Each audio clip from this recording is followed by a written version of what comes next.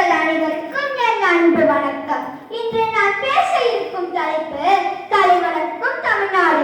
கலை என்பது உடல் மற்றும் உள்ளத்தின் திறன்களை ஒருங்கிணைத்து கற்பனை வளத்தை ஊக்குவிப்பதே கலையாகும்.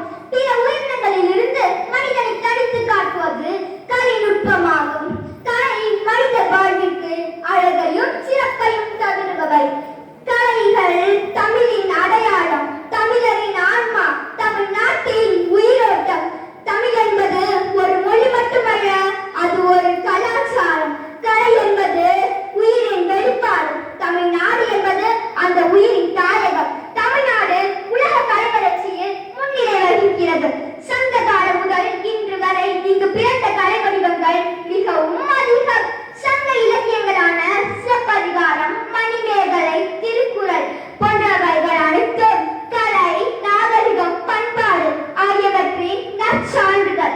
ஆயக்கலைகள் 64 என்பர். அதில் சில காட்சிக்கலைகள், நிகழ்த்துக்கலை, இலக்கியக்கலை போன்றவைகள் அடங்கும். காட்சிக்கலைகளில் ஓவியம், சிற்பம், உரைநடை, கட்டிடக்கலை போன்றவைகள் அடங்கும்.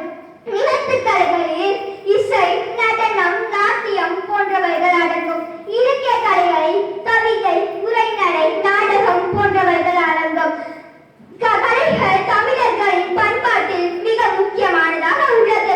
பரதநாட்டியம் என்பது உலகின் தொன்மையான நடனமாகும். வீணை, நாதஸ்வரம் போன்றவை இசையின் நாடகத்தை பரப்பும் இசை கருவிகள்.